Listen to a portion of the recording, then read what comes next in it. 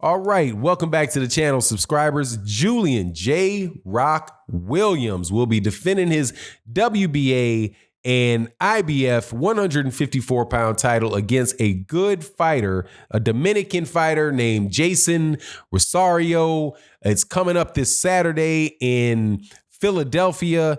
I'm really looking forward to the fight. I think that it's going to be a good fight, one that I favor Jrock to win. But Jrock said some things in the press conference leading up to the fight that I thought was interesting. He talked about 160 pounds, and he also talked about his goal of becoming the first Philadelphia fighter to win the Ring Magazine title.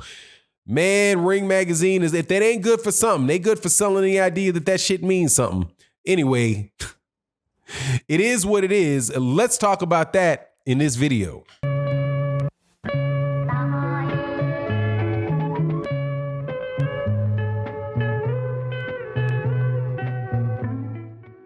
All right, welcome back to the channel, subscribers. If you are not subscribed, please subscribe, hit the bell icon so you can be notified of when we release more videos. Also, I want to give a special thank you to everybody that supports on the Patreon, everybody that supports on who've joined the channel memberships, and everybody that is supported on the live streams that we do Monday through Friday. Right around 11:15 a.m. Central Standard Time, and OG Boxing Talk with a panel that we bring on every Sunday morning with my partner Blood Boxing, Trap House Boxing, KQKC Boxing, and Curtis Anderson, 8 a.m. Sunday mornings. Let's talk about this fight, man, because I've really been looking forward to a Jrock fight for a while. Jrock, if you don't recall, beat Jarrett Hurd to become the unified 154-pound title holder. He beat Jarrett Hurd of Mara, who was I think he's out of DC, Maryland, out of the DMV area. A very solid fighter who a lot of people thought was, the man at 154 pounds. He beat a very difficult to beat Arislandi Lara to win the WBA championship, and that was after he won the IBF off of the veteran Austin Trout. And Austin Trout is no easy out for anybody. Jarrett Hurd is a very good fighter, but he's just didn't have anything for Jrock when they fought, and then he wisely decided not to take the immediate rematch. He wound up training his trainer. I can't say whether that is a wise thing or not, but I do think it was wise for Jarrett Hurd to cut that that blonde dye job off the top of his head, man, because that was, I'm just not a big fan of that style. Anyway, Jrock is going to have his first title defense, and it's going to be in his hometown of Philadelphia against a fighter that is a pretty decent fighter. Jason Rosario I think he's kind of tailor-made for Jrock, because I think he's susceptible to overhand rights. He's susceptible to uppercuts, but he's a strong fighter, a come forward fighter, but he's a little bit chinny. I think I saw him fight. He got knocked out by Nathaniel Gallimore, who just recently lost to Erickson Lubin. But so he got knocked out. I think he got clipped on top of the head, man. He just really just looked like he never really recovered. Nathaniel Gallimore jumped on top of him and got him out of there. But, other than that, he was looking good in the fight. He looked strong, but he might just be, just a little bit chinny, because I've never known Nathaniel Gallimore to really be known as just this really big, strong knockout puncher. But it is what it is. So we're moving into this fight. Expect Jrock to win the fight. Now, the things that Jrock said in the press conference, man, I really like Jrock, man. I really like the way this guy's got his head. He's got his head on straight. He talked about how with his championship belts, that he just stuck his championship belts in his entertainment center, and he didn't get them engraved or anything like that, because he didn't want to get so attached to them that where he felt like he had already made it and would lose his focus to prepare to continue to win as a champion and to continue on as a champion, right? And he said that if he felt like if he did that there was a chance to be leaving millions of dollars on the table, and for him it wasn't about when it wasn't about what he already achieved, but it's about continuing to grind and continue to get better. And I just don't think that there's too much better a way to approach a fight than Jrock is talking about. And I love this idea that he's talked about, where he said that, because I've said this in my life, I said that I say this quite a lot, something similar, a similar thought, which is that, you never really, there's really no levels in life.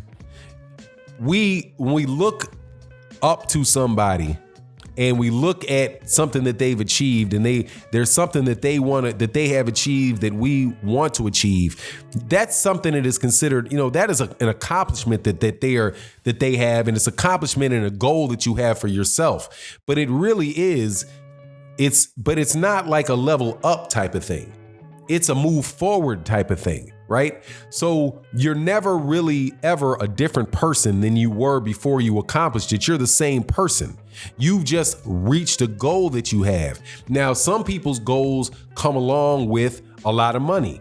Other people's goals come with, are just one piece of the puzzle to them eventually gaining the financial recognition or the financial compensation that they're looking for.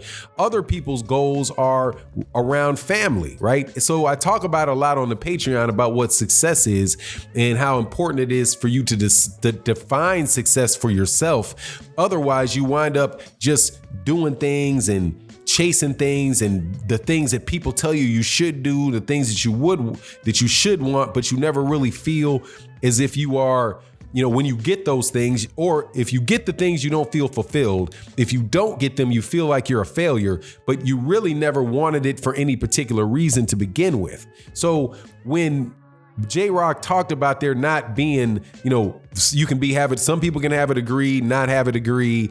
Person can be a champion or not being a champion. No one person is better than another person.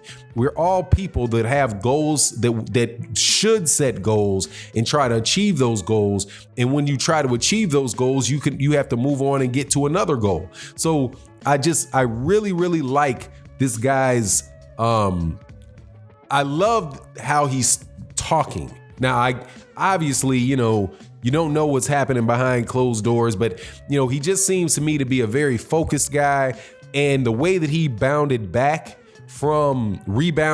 from the loss to Jermall Charlo, I think is excellent, man. And that probably could be a situation where he lost, originally he lost, but then in the long term, he winds up gaining, because it taught him that, man, he's really got to stay on his P's and Q's. And, because Jrock was really on his way up before the Jermall Charlo fight. A lot of people were saying that he was the best 154 pounder and the best up and coming 154 pounder, 160 pounder, even more so than Jermall Charlo when they fought. But hey, man, that knockout probably let him know, hey, I got to go back to the drawing board. And the fact that he went back to the drawing board, got that belt from Jarrett Hurd, man, just, not only does he know that he can do something, that he has a destiny in boxing, that he has, he can achieve things that he's working for. He also knows that if he gets a setback, that he can recover from it. So, man, my hat goes off to Jrock, man, and I really want the best for him. And I think very highly of him. I follow him on Twitter. I think he's a very bright young man who's got his head on straight. But, just like all of us, we all got some problems. And so the one thing that I didn't really care for is this idea that, he wants to make one of his goals. Let me rephrase this. It's great to have a goal, and this is not a bad goal to have. I just personally, because I pay so much attention to this Ring title and what Ring Magazine does, that I just feel like, to be an undisputed champion at 154 pounds is a goal that I would have liked to hear him say, and not that he wants to be the first Philadelphia guy from Philly to be the Ring champion, which I don't believe is true, number one. Because Joe Frazier, if he means ring and he doesn't mean lineal, right? Because seriously, man, people confuse those two things so much. But if he means ring, I believe that Joe Frazier is from Philadelphia and was more than likely the Ring Magazine champion. in the early 1970s, especially after he beat Muhammad Ali. There might have been some question about it before Joe Frazier beat Muhammad Ali.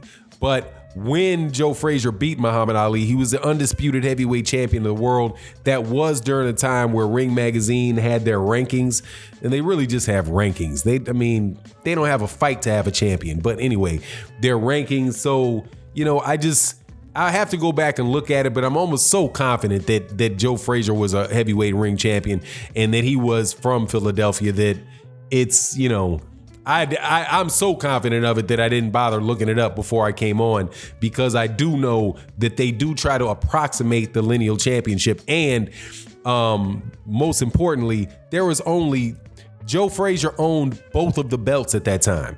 He owned the WBA and he don't own the WBC. So Joe Frazier was literally the only heavyweight champion after he beat Muhammad Ali in 1971. It might have been 1972. But anyway, it is what it is. I'm looking forward to this fight. You let me know what you think in the comment section. And with that, I'm out. Peace.